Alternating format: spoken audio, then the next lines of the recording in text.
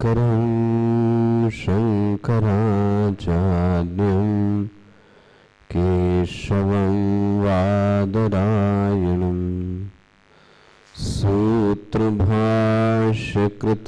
वन्दे भगवन्तौ पुनः पुनः भगवन्तौ पुनः पुनः। नमः श्री शंकरानंद गुरुपादाम्बुजन्मने सविलास महामोह ग्राहग्रासैककर्मणे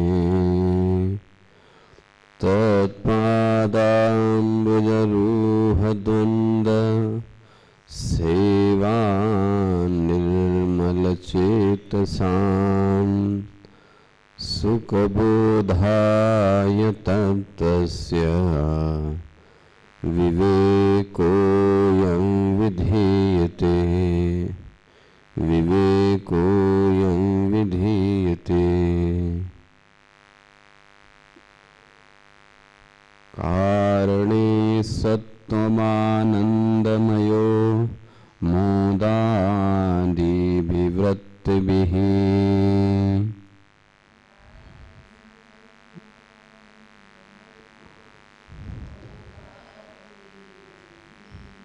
तत्कोशैस्तुतादात्म्यान् आत्मा तत्तन्मयो भवेत्।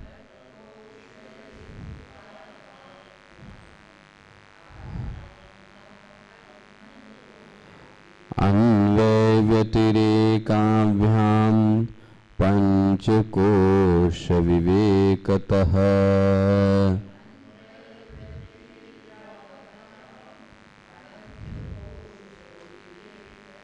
स्वात्मानं तदुद्धृत्य परं ब्रह्म प्रपद्यत।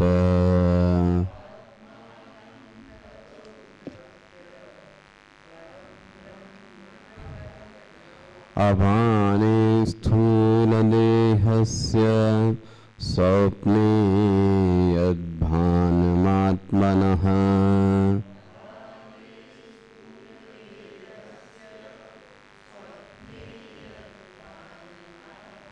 सोऽन्वयो व्यतिरेकस्तद्भानेन्या अवभासनम्।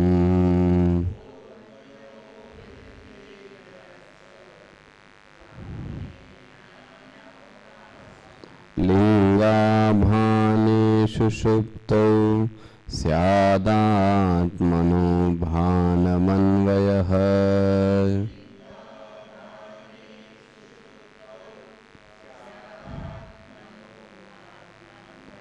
व्यतिरेकस्तु तद्भाने लिङ्गस्याभानमुच्यते।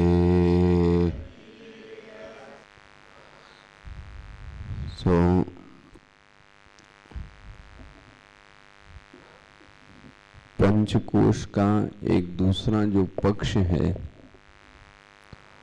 उस पक्ष को बोलते हैं व्यक्तित्व विकास।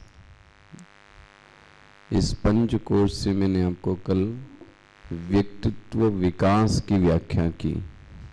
ये दूसरे शब्दों में ऐसा कह सकते हैं, व्यक्तित्व भी इसी का नाम है कि व्यक्तित्व को पंचकोश से अलग नहीं किया जा सकता। तो यह हमारी देखने की दृष्टि हो कि पंचकोश से व्यक्तित्व को किस प्रकार से जोड़ा जाए। जो व्यक्तित्व आपने पढ़े उसमें एक शारीरिक व्यक्तित्व था, एक ऊर्जात्मक व्यक्तित्व था, एक भावनात्मक व्यक्तित्व था, एक बुद्धिमत्ता का व्यक्तित्व था और एक आनंद का। नियम यह है, जो अंतर्मुखी व्यक्तित्व है, या ऐसा कहा जाए अंतर्मुखी नहीं, अंतरंग जो चीज है वह बहिर्मुख पर शासन करती है। यह पहले नियम को समझ लें। जो अंतरंग चीज है वह बहिर्मुखी चीज पर शासन करती है। नहीं समझ में आ रहा है? थोड़ा शांत मन से सुनो आप ही। जो अंतरंग चीज होती है वह बहिरंग चीज पर अपना शासन करती है। यह बात हमें समझ में नहीं आती। जैसे कल मैं इसी को दूसरे शब्दों में गीता में बोला, जो सूक्ष्म चीज होती है वह स्थूल पर नियंत्रण करती है, या स्थूल चीज का आधार सदैव सूक्ष्म होता है। ये बात समझ में आती है? स्थूल चीज का आधार सदैव सूक्ष्म होता है। तो इन कोशों में देखें आप, तो अन्नमय कोश से सूक्ष्म कौन है? प्राणमय कोश। प्राणमय कोश से सूक्ष्म क्या है? मनोमय कोश। मनोमय कोश से सूक्ष्म क्या है? विज्ञानमय कोश। और विज्ञानमय से सूक्ष्म कौन है? आनंदमय कोश। वास्तव में व्यक्ति का जो व्यक्तित्व है वह इन दो कोशों पर निर्भर करता है। कौन कौन से? आनंदमय कोश और विज्ञानमय कोश। क्योंकि यही कोश सबसे ज्यादा सूक्ष्म है। अगर मैं ना एक दूसरे की तुलना में यह कोश सबसे ज्यादा सूक्ष्म है, इसलिए व्यक्ति को सुधार जो करना है वो कहां पे करना है? वो इन्हीं दो में। अच्छा जी, मनोमय कोश है एक। आप बोले उसका नाम आपने क्यों नहीं दिया? मनोमय कोश में मैंने आपसे जो कल निवेदन किया वहां था भाव सौंदर्य। यही था ना? ये बात समझ में आई ना आपको? भाव सौंदर्य मतलब मतलब अपने चित्त की जो भावनाएं हैं, जैसे खाना पीना, ओढ़ना, सोना, जागना, बोलना, इसको हम क्या बोलते हैं? भाव सौंदर्य। प्रश्न ये उत्पन्न होता है कि यह भाव सौंदर्य का आधार क्या है?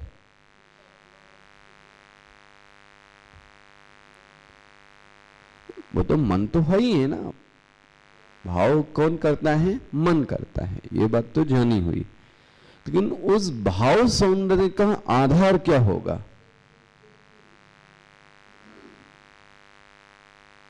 तो जी संस्कार तो भी इतनी दूर नहीं पहुंच सकते। सोचो जरा आप। अच्छा, व्यक्ति के भावों को बदलना है तो उसको क्या करना होगा? इसको बोलते हैं दूसरी भाषा में, आपकी भाषा में, व्यक्ति को अपनी समझ बदलनी होगी।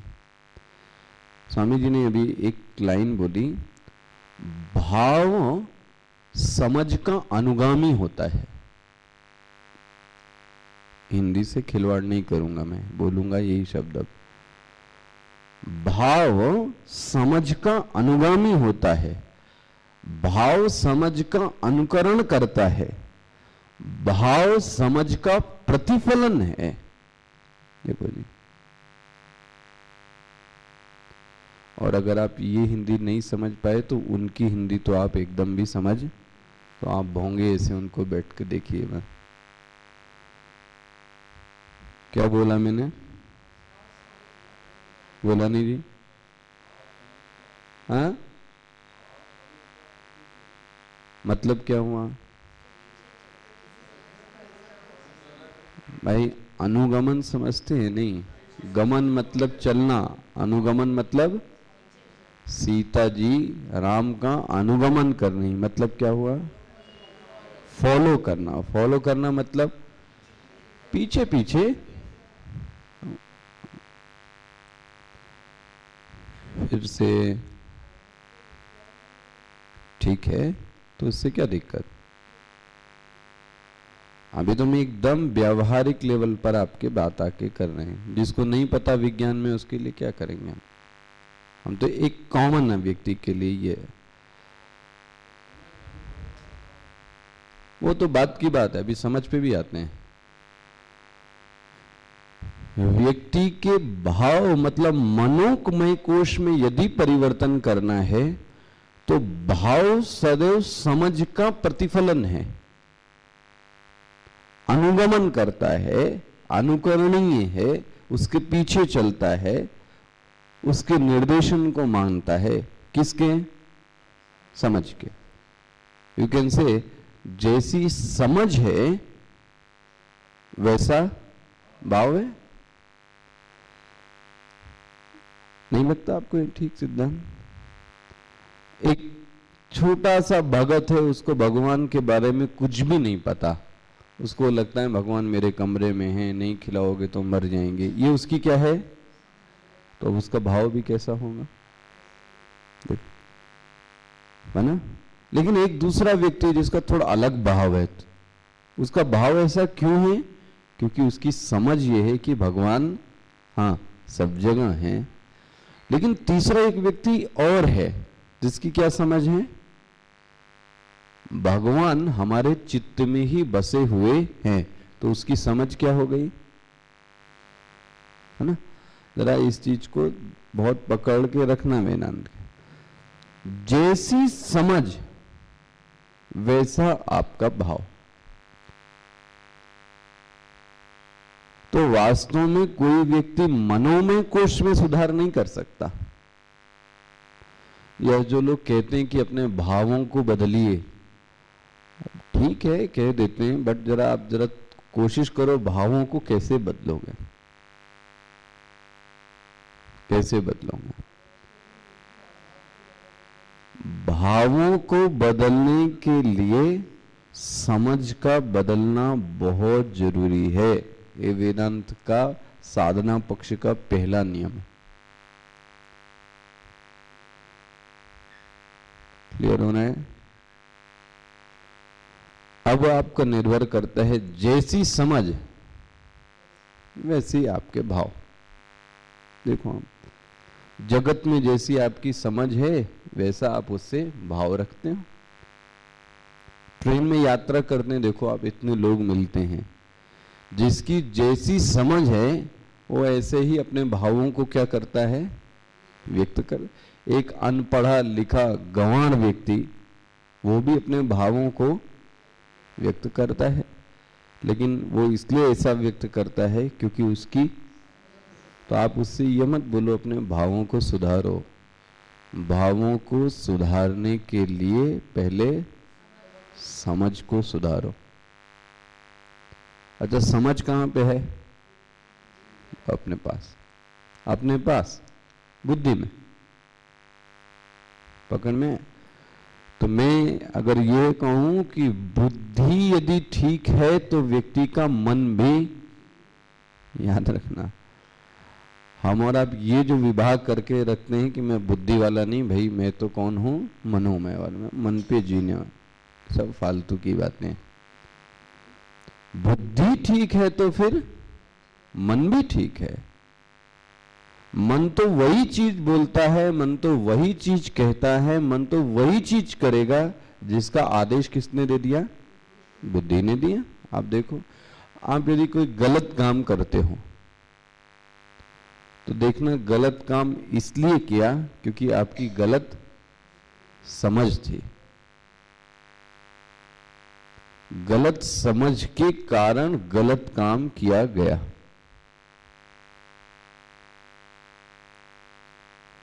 इसमें किसी को कोई अब दिक्कत हो गया? तो यह जो मनोमय कोश है, मैंने इसलिए आपसे एक लाइन बोला, उसको याद रखना। स्थूल का आधार सूक्ष्म होता है, बहिरंग का आधार अंतरंग होता है। मनोमय कोश का जो आधार है वो कौन है? विज्ञानमय कोश। देखो, अच्छा जी, बोले अब समझ है, तो अब समझ को किससे सुधारें? अरे गो इन अंतरंग। किसके पास? आनंदमय कोश। तो कल आनंदमय कोश मैंने किसका नाम दिया? बोलो जी, सफाचक। संस्कारों का नाम ही आनंदमय कोश है मेरे ख्याल से। अच्छा, मेरे को सही आप बताइएगा, पूछ लूं एक बार, कल का लेक्चर कितने लोगों ने घर पे रिपीट किया है? सही बताइए, हाथ उठाइए। बस देखो, ये स्थिति है। और आपको पता है, आपको पढ़ाने के लिए मुझे रिपीट करना पड़ा, और अभी मैं रिपीट नहीं करने जा रहा हूँ इस चीज को। मैं अभी कॉपी में, अपनी कॉपी में लिखने भी जा रहा हूँ। मैं जो पढ़ा रहा हूँ, मुझे जो चीज अच्छी लगी, मुंह से निकली, किसी से सुनी, कहीं से सुनी, उसको एक कॉपी बनाकर नोट करना है। ये पॉइंट्स अच्छे हैं, तो मुझे लगता है आपको भी मेहनत करनी चाहिए। बिना मेहनत के मिलेगा नहीं कुछ, आप समझते हो। सब अभी बड़ा अच्छा लगता है इंटेलेक्चुअल टॉक, ये फिर गाड़ी में बैठते ही आपके ये सब साफ हो जाता है।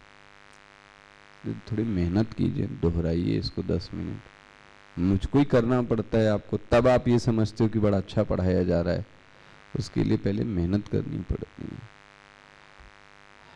जो आनंदमय कोश है वह संस्कारों का नाम है। जितने अच्छे संस्कार होंगे उतने अच्छे आपके आनंद होगा।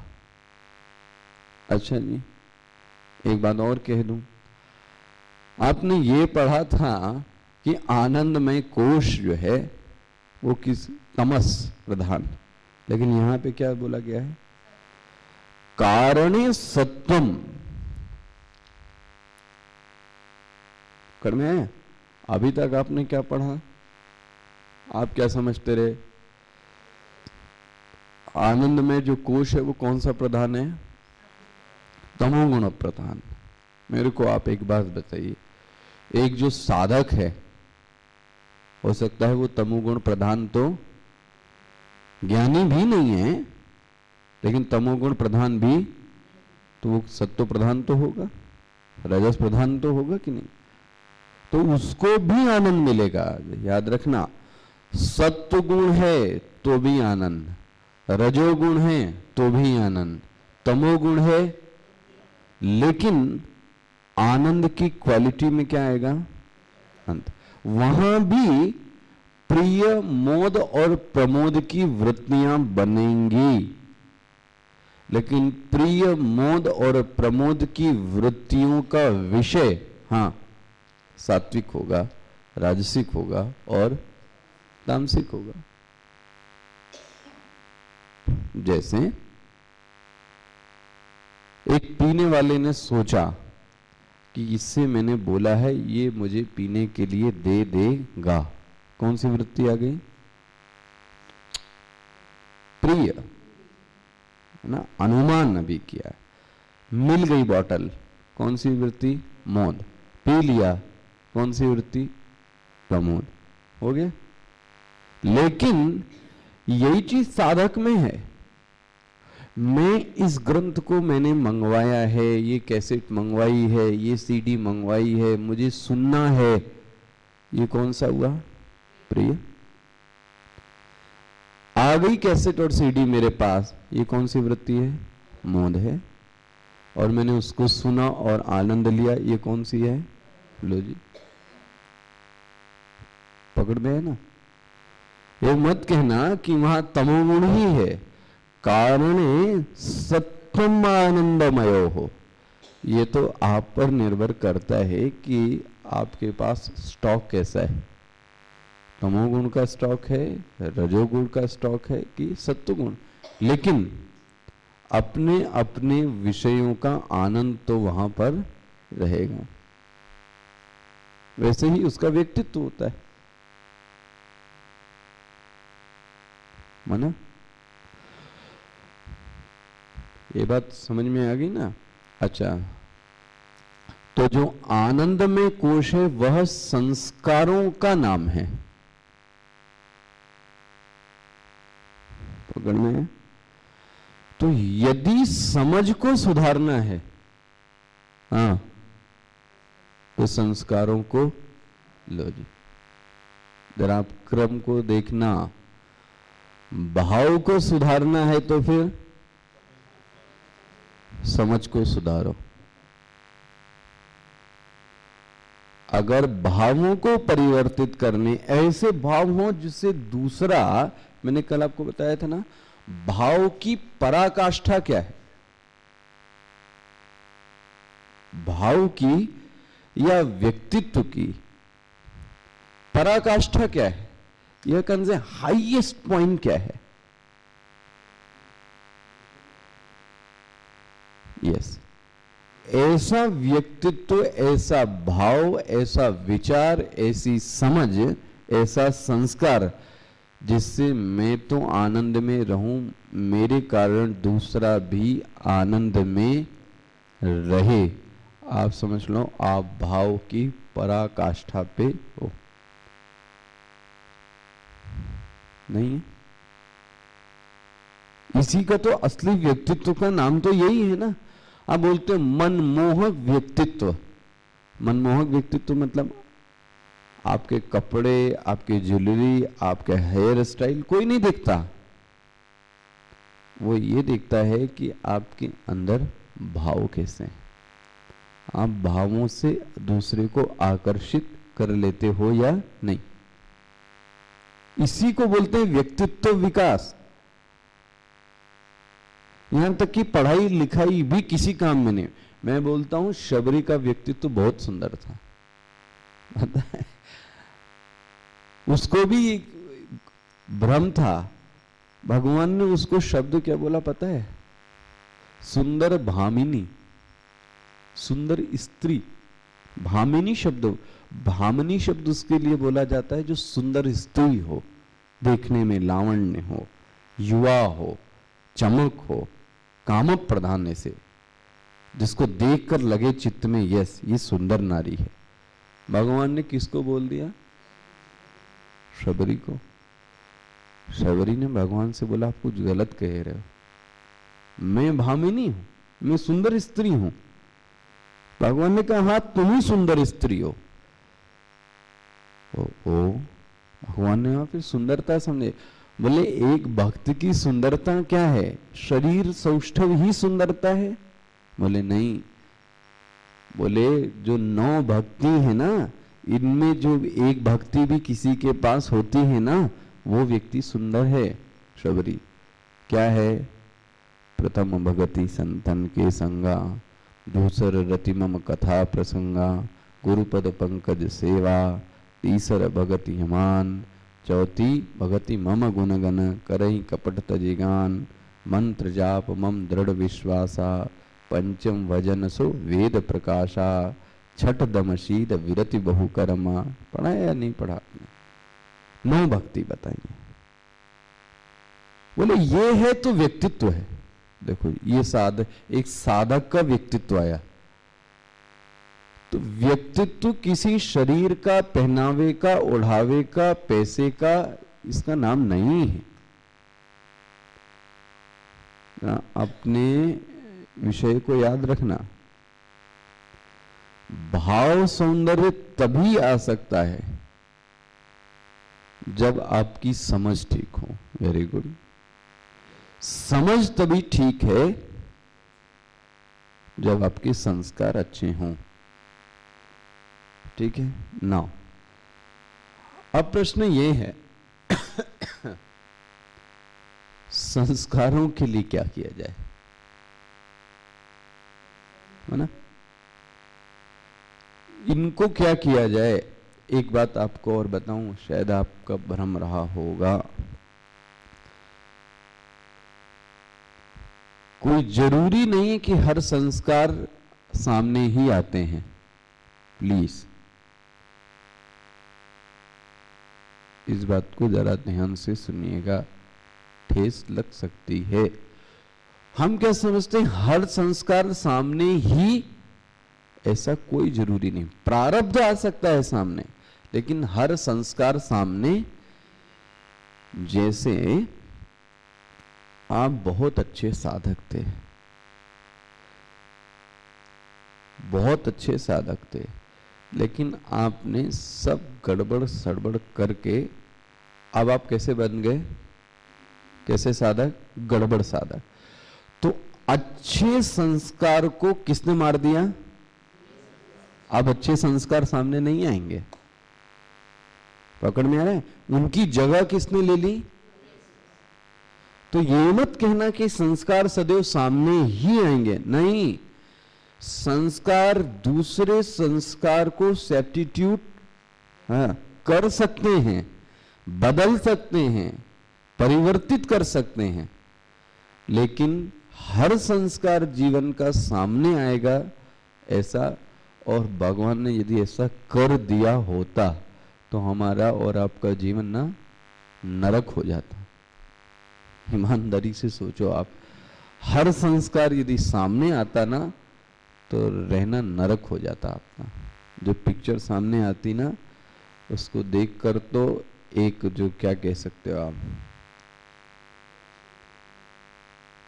जिसको कोढ़ हुआ है ना वो भी वहां से भाग जाएगा देख के, ये पिक्चर देख के।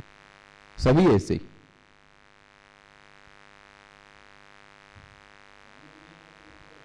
व्यक्त नहीं होते। बोले फिर क्या होगा? अगर अच्छे संस्कार और बढ़ाते जाएंगे तो बुरे संस्कारों की जगह कौन ले लेंगे? किसका?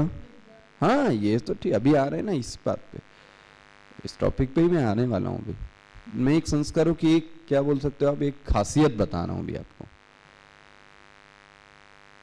कोई जरूरी नहीं है कि हर संस्कार आपके सामने व्यक्त हो, दिखे, ऐसा कोई जरूरी। कभी कभी एक संस्कार दूसरे संस्कार को दबा देता है और दबा वाला संस्कार दिखता नहीं है।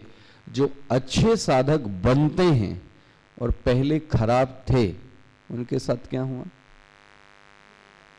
बुरे संस्कार दब गए। कौन प्रभावी हो गया? और आपके सामने क्या दिख रहा है? यस, क्योंकि उन्होंने जड़ में जाके क्या किया है? सुधार किया है। भाव को नहीं बदला, अंदर कुछ बाहर कुछ नहीं जी, समझ को भी, कोई समझ को भी नहीं दिखाया। उन्होंने जाके बदलाव क्या कर दिया पता है? लो जी, अब सब सप्लाई ही कैसी होगी? ठीक होगी।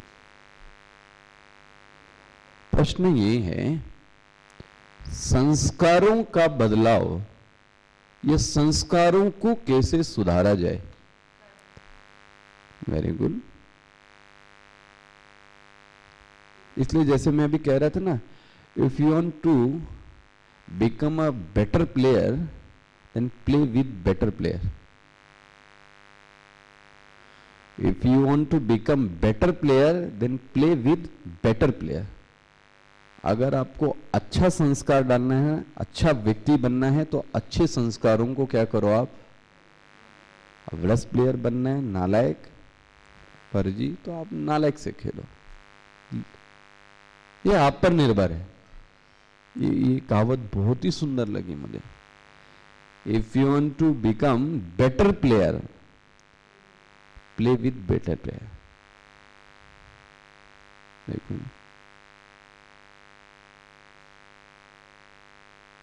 ये समझ में आ रहा है। इसलिए सॉरी, आपके इस सिद्धांत को वेदांत लेकर एक कहावत को आपके वो क्या करता है पता है? तोड़ देता है इस कहावत को। कौन सी? 800 बिल्ली खाकर अब क्या चली? यस, हमने 800 कर दिया, इन्होंने 900 खिला। ये कहावत वेदांत में नहीं मानती। मतलब 9 से चूहे खा करके हज करने नहीं जा सकती, इसका मतलब ये हुआ। इसका अर्थ ये दुष्कर्म करने के बाद सत्कर्म नहीं किया जा सकता क्या? भगवान ने तो क्या बोला है, क्षिप्रम भवति धर्मात्मा अपि चेत सुदुराचारो भजते माम अनन्य भाग। लो जी, गीता में तो उल्टा सिद्धांत दिया। सवेरे का भूला यदि शाम को वापस आ जाए तो उसको भूला। बहुत सारी कहावतें इसको तोड़ने के लिए, आप सोच के तो देखो जरा। इसको बोलते सुभाषित, आप बोलते हो, जिसको इंग्लिश में आप क्या बोलते हो, अच्छी सेइंग को कुछ बोलते ना, वेल सेड, नहीं नॉट कोटेशन, वेल सेड या गुड सेड, ऐसा। इसको ही हिंदी में हमारे यहाँ बोलते सुभाषित। सुभाषित, अच्छी तरीके से जो क्या किया गया है, बोला गया है, जो आपकी जीवन को बदल दे। अच्छा जी, if you want to become better player, play with better player. अच्छे चीज बनना है, अच्छे संस्कारों को डालो। ये तुम पर नहीं। हाँ, नेचुरली यदि साधक चला है इस रास्ते पर फिर तो, लेकिन उसको हमें क्या करना है, दिखाना है। अच्छा जी, संस्कारों का परिवर्तन कर्म और भोग के जरिए से किया जा सकता है। फिर से बोलो, तीसरी भी एक चीज आती है, पहले इस पे विचार कर लेना। संस्कारों पे परिवर्तन पर आपका पूरा अधिकार है। यू कैन चेंज योर 100% संस्कार। बट एक चीज याद है, अपने कर्म को संभालना। वो ना, निराशा की जरूरत नहीं है, यहां से स्टार्ट करो। अपने कर्मों को सुधारें तो संस्कार भी कैसे बढ़ेंगे? अपने भोग को सुधारें। लो जी, भोग मतलब हम जो परसीव कर रहे हैं, जो ले रहे हैं ना, इनसे ले रहे हैं, उनसे ले रहे हैं, इनसे कर रहे हैं, ये भोग के जो संस्कार अंदर जाते हैं, ये भी बहुत गड़बड़ काम करते हैं। इसलिए साधक को बोला जाता है संग से बहुत सावधान रहो। लो जी, क्योंकि यह गलत व्यक्ति ना कुछ कुछ आप में गलत ना बोल के आपको डिस्टर्ब कर ही देगा। आप देखो जाना, आप कितने भी कूल रहो, काम बेटर कर जो करना होगा। फिर से, यदि संस्कारों पे अंतर लाना है, अच्छा, वह व्यक्ति की समस्या कहीं एक से नहीं होगी। फिर याद रखना, व्यक्ति से समस्या होती है तो एक से होती है, लेकिन यदि संस्कारों के कारण समस्या है ना, तो सबसे होगी। मैं फिर से कह रहा हूं भाई, घर में पटरी नहीं खाती, वेरी गुड, वो व्यक्ति दोषी। लेकिन समाज में भी हर जगह पटरी, इसका कारण पूरा समाज ऐसा है। इसका मतलब गड़बड़ क्या है, आपके संस्कार गड़बड़ है। समझना जरा इस चीज। कहीं किसी के ऊपर दोषारोपण कोई नहीं करना है, सिर्फ अपने आप को देखना है। एक व्यक्ति से कटु है, लेकिन इतने सारे व्यक्तियों से मृदु स्वभाव है, संस्कार गड़बड़ नहीं है, याद रखना, व्यक्ति गड़बड़ है। लेकिन सभी व्यक्ति नाराज हैं, समाज नाराज है, बाहुल्य नाराज है, और आप अपने आप को हम क्या ग्लोरीफाई करें, मेरे संस्कार अच्छे हैं, दुनिया गड़बड़ है। आप गड़बड़ हो, आम गड़बड़ हो। ये फालतू की बातें बंद करो। पकड़ में आ रहे ना? ये जरा देखना, ये चीजें सुधार करनी है कोशों में। यदि संस्कारों में सुधार करना है तो आपको दो चीजें सुधारनी पड़ेंगी। पहला कर्म, दूसरा भोग। और ये दोनों को हम छोड़ते, इसलिए मैं कह रहा हूं आप सुधार कर सकते हो। कर्म करना तो हम और आप छोड़ते, चाहे तो उसी कर्म से जो आपके एक हाथ में दिया गया है, उसी से चाहे तो हम श्रेष्ठ बन जाएं, और चाहे तो उसी कर्म को लेकर हम कहां चले आए, नीचे चले आए। मुझे सबसे बढ़िया उदास लगता है रैदास। एक जूता बनाने का काम को लेकर वो व्यक्ति कहां उठ गया, हर मोची उठ सकता है। इसलिए कभी भी कोई काम छोटा और बड़ा, ये याद रखना है, यदि जीना है किसी को वास्तव में अध्यात्म, कोई काम छोटा और बड़ा नहीं। हमारे मिशन में तो ये काम छोटा, ये हमको सूट नहीं करता, हमको वो काम सूट करता है। ये क्या होता है सूट करना? भगवान कृष्ण जूठी पत्तल उठा सकते हैं और आप ये काम नहीं कर सकते। जरा सोचो आप,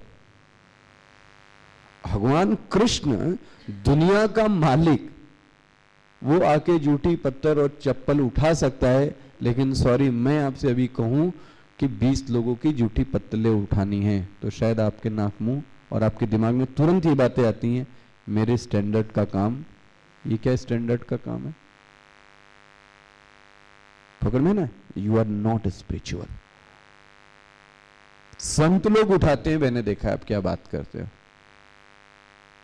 और संतों के कौन? सबसे बड़े भगवान कृष्ण रहे आपके सामने, आदर्श उनको मान लो।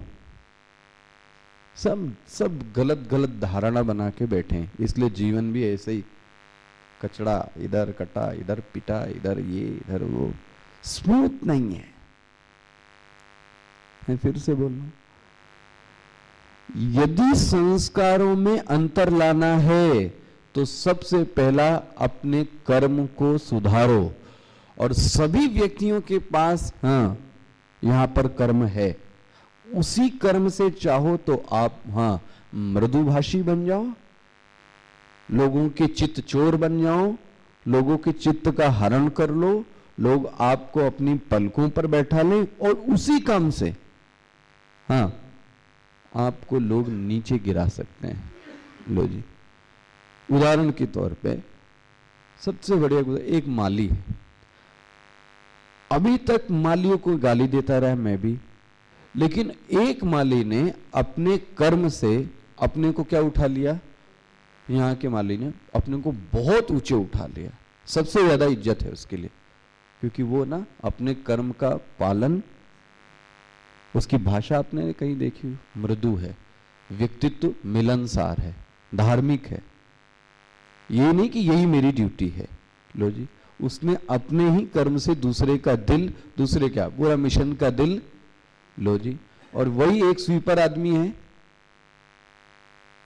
जो अपने कर्म से अपने को गिरा रहा है, और मिशन की नजर से तो व्यक्ति वो है नहीं।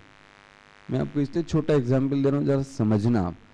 आप जहां पर भी हैं, जिस काम में भी है, जैसे भी है, काम को नहीं बदलना है, कर्म को नहीं बदलना है, कर्म को करने का, कर्म को व्यवहार में लाने का, रंग टैकल करने का ढंग में क्या करना है बस। हम 20-25 कितने लोग हो यहाँ पे? 200, 250, 300 मेंबर, 350। अरे कई जगह 10-10 हजार, लाख लोग हैं, और लोग कितने स्वीट से सब कुछ टैकल कर लेते हैं। आपने देखा होगा क्यों? उनको टैकल करने का ढंग पता है, वाणी का संयम पता है, व्यवहार का तरीका पता है, उसकी हानियां पता हैं, उसके लाभ पता हैं। तो हम इसमें चेंज क्यों ना करें? तो पहला चीज है कर्म के स्तर पर।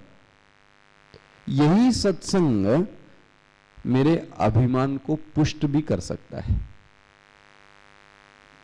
Very clear. यही सत्संग मुझे भोगी और अभिमानी भी बना, लेकिन मुझे पता है यही सत्संग मुझे और सुनने के लिए विवश भी करता है। यही सत्संग कहता है कि इससे भी डेप्थ में जाओ। यही सत्संग कहता है कि दिन रात कुछ ऐसा लो कि और अच्छा मटेरियल हो और सुनने में मजा आए।